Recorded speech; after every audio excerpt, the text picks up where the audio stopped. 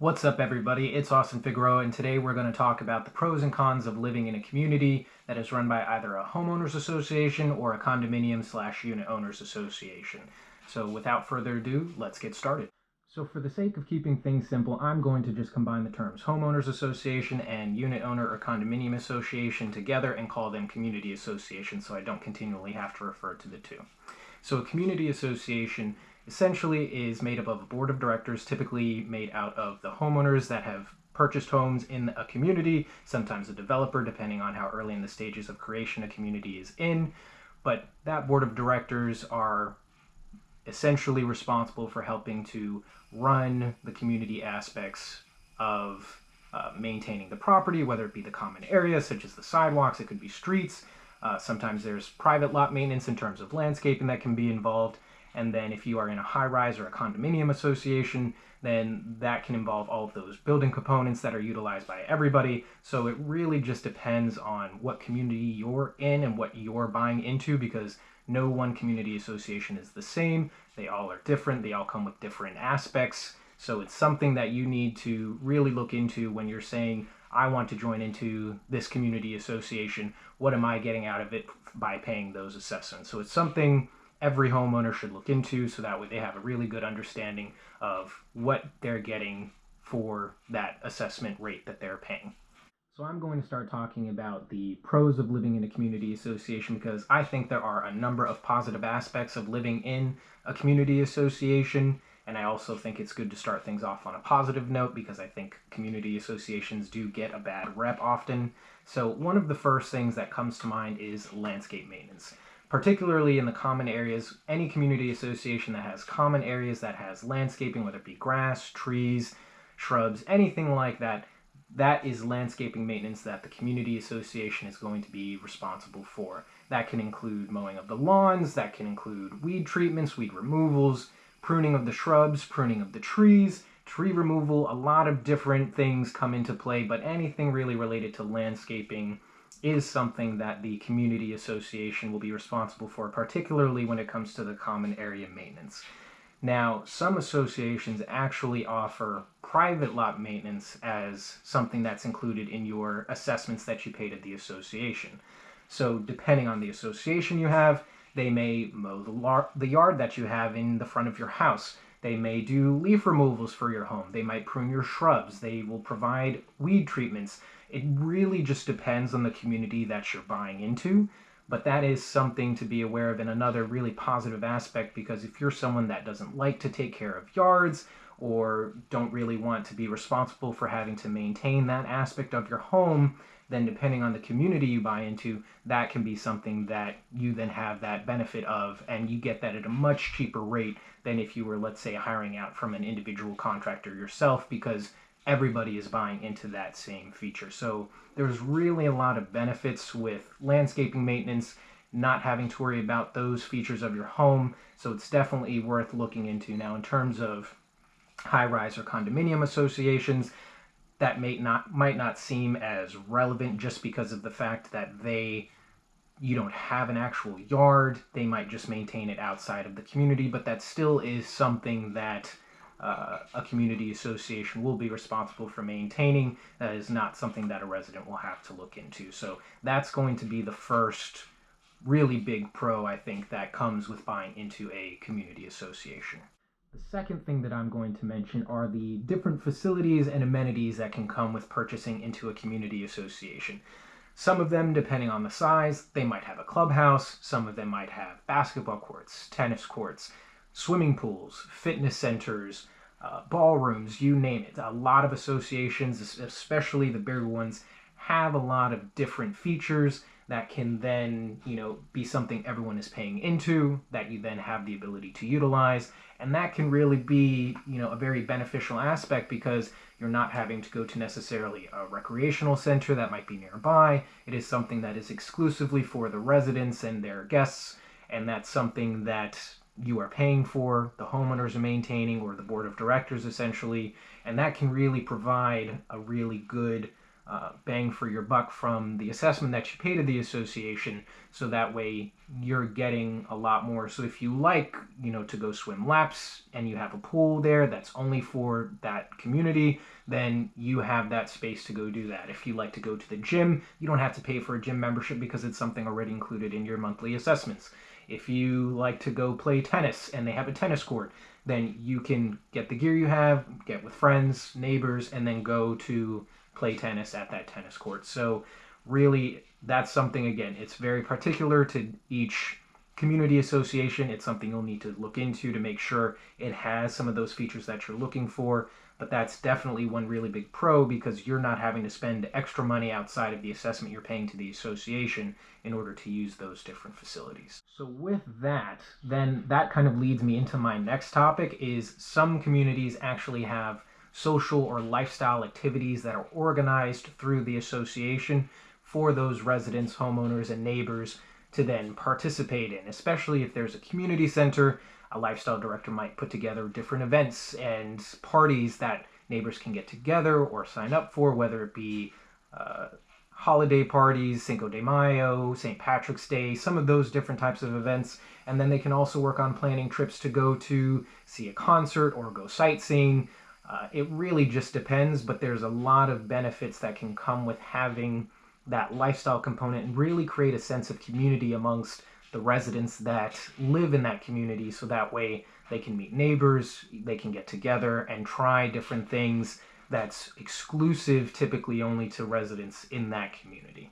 So the fourth item that I'm going to mention as a pro is going to be the infrastructure maintenance responsibilities that a community has for the different components that they maintain. So that can include things such as the roads, the sidewalks. That can also include shoveling the snow if there's ever a blizzard, depending on where you live.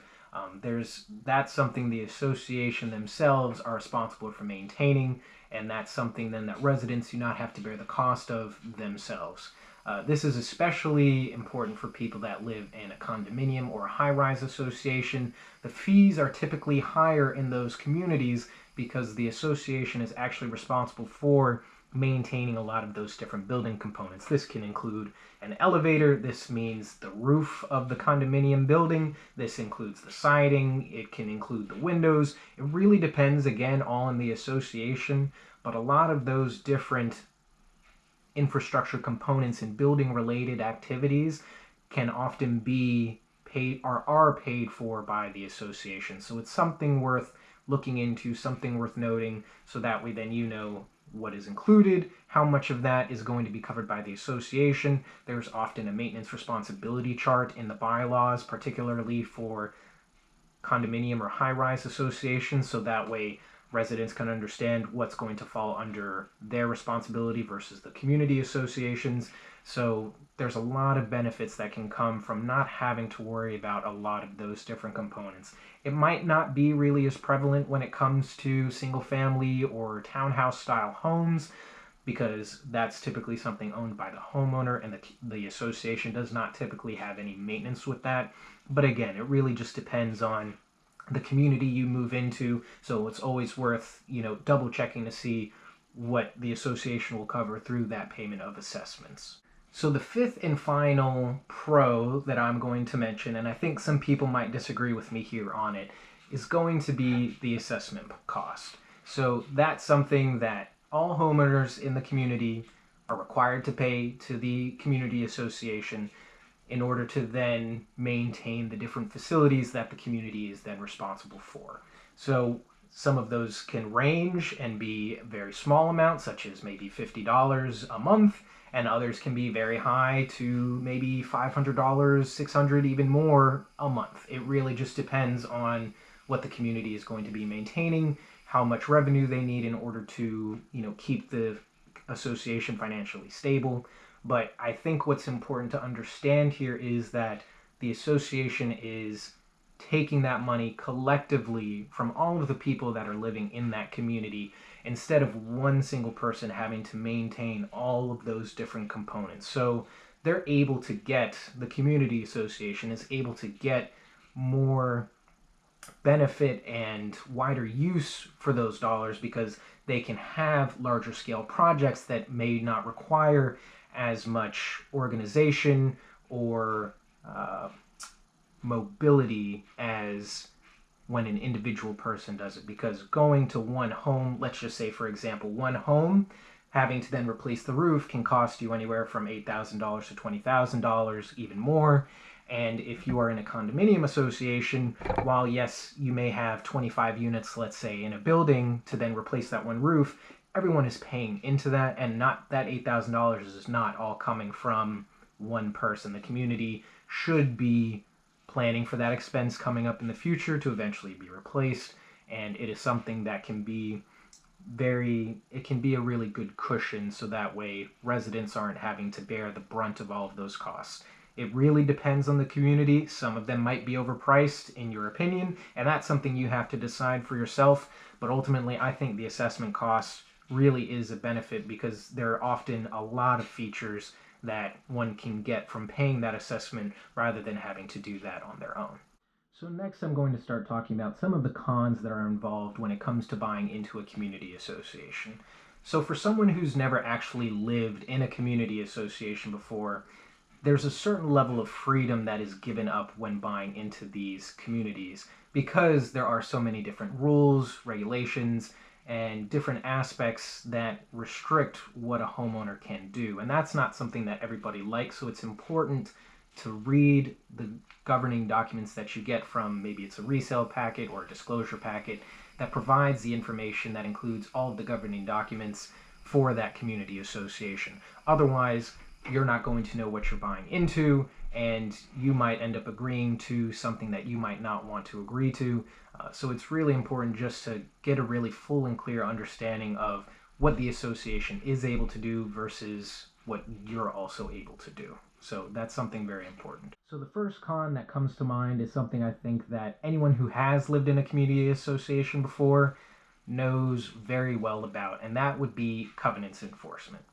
So typically a community association will go around homes. This is especially particular for townhouses or single family homes, and tell the homeowner to maintain their home. This can mean if the siding is dirty, get it power washed. If there's something wrong with the window, it needs to be fixed. If the grass isn't cut, then you need to cut the grass. The association typically will hire someone out. Maybe they'll have someone on site who's able to do that, but they typically perform these routine inspections, or if they note that someone is not following the rules of the association, they will then send a letter to that individual requiring them to take action within a certain number of days, and if not, it will then list the consequences that can then happen from that. So this is also something that can be included in condominium or high-rise associations, because if residents are leaving things maybe outside of the doorway in the common elements, the association may do certain things to require homeowners to then comply with the rules of the association. So it's not something fun. It's typically a way to help maintain a sense of uniformity within the community and making sure that people are following the rules as they're supposed to, but it is something to definitely be aware of when buying into a community association. So the next con that I feel is worth mentioning is going to be the limitations that a homeowner has on modifying their home. So typically what happens is when you've bought into a community association, that homeowner, if they're wanting to do anything to change or alter their home, they have to complete an application and submit that to the reviewing entity, whether it be a board of directors, modifications committee, could be called an architectural review committee, but some kind of reviewing entity that will then review the details of that application and then decide, is this something that is allowed within the community or is it not? And they typically review something called the design guidelines to then make that determination. But if it's something that falls outside of that scope, then they can deny the application and residents aren't able to make the modification that they were looking to make. So it's something important to look into. It's different depending on the community. If you're a single family or townhouse owner, if you're wanting to change the color of the siding, if you're wanting to do something different with your roof, if you want to add a patio, add landscaping, all of those are different aspects that typically residents will have to submit an application for, depending on how the governing documents for the community are written. And then even for condominium or high-rise owners, they may then have to submit an application if they're looking to change the flooring in their unit. Let's say it could be going from carpet to wood, or if they're wanting to change certain electrical components in their unit, they may have to do that depending on what the rules are of that association. So that can be just a really limiting factor, and not everybody likes to have to go through a reviewing entity in order to change something with their home. So the next con I'm going to mention is going to be the board of directors. And the reason I say that is because there is a small subset of homeowners who are going to be the ones ultimately making the decisions for all of the residents in a community. Now, if your community only has, let's say, 10 homes and the board of directors is made up of 5 people, that could then be 50% of homeowners making a call for the other 50% of homeowners as well. But if you are then in a community of, let's say, over 1,000 homes, and then there's a board of directors of 7 people, then that means 7 people are making decisions for those 1,000 people altogether. And that, I think, can be restrictive for people because, once again, while homeowners are able to vote for the board of directors who they best feel will represent their interests, or even then participate on the board, if someone isn't then wanting to be a part of the board, then they are leaving the decision making up to those individuals rather than having it be something they do themselves. So in a lot of ways, while it's a positive aspect, it's important to look at a community association like a democracy. These people, the board of directors, are elected by the people to then run the association in the best interests of the community for all residents. It may not be something they get right all the time. We obviously hope that they do, but it's just something that, again, it limits and restricts the ability of a homeowner to make all of the decisions that they might want to, whether it be something related to trash maintenance, whether it be landscaping, all of those different aspects are something that is typically handled by the board. Residents are able to give input, but ultimately the decision does rest with the board of directors. So the last con that I have for a community association was also the last pro that I had for community associations, which is going to be the assessment costs. So with that, sometimes the assessment cost is paid monthly, it can be paid bi-monthly, quarterly, yearly. It really just all depends on what the association rules are, but that is something that can and probably will be increased every year, and there are sometimes limitations on how much of an increase can occur, but sometimes there aren't, especially in condominium and high-rise associations. They can raise the assessment dues maybe by month by $20, we could say. And that can sometimes be very challenging for people and be another cost that they're having to pay. And, if the association is also having difficulties in terms of with funding, if they're needing to get a loan, if they're going to implement something called a special assessment, they can then put that burden on all of the homeowners and have that be something they pay into. And residents, unless they're on the board of directors, don't really have as much of a say in what can be done with that. Yes, they can speak and give input and feedback on how they feel about increasing the assessment costs, but ultimately the decision is made by the board of directors of the association and what they think is the best route for the association's financial health. So that can just be something very challenging in not having control in making the decision of how much you want to put into the community association. It's something that is decided by the board of directors, by the community association, and unless you're willing to pay for it, then you're not going to be able to utilize all of those different features of the community. So really, that's the list of pros and cons that I have for a community association. I'm sure there's a lot of other different aspects that I didn't cover here, but I think what really is important at the end of the day is reviewing the disclosure or resale packet that you get when you're looking to buy into a community, and really understanding what it is that you're able to do, what you're not able to do, what the assessment costs are going to be, what abilities and amenities that you'll have included, and then what restrictions and limitations you have. At the end of the day, really what's most important is what you are comfortable with and what you feel you are getting out of buying a home in a community association. So let me know what you think down in the comments. Definitely like the video if you like the information, and look forward to posting more content for you all soon. Thanks. Take care.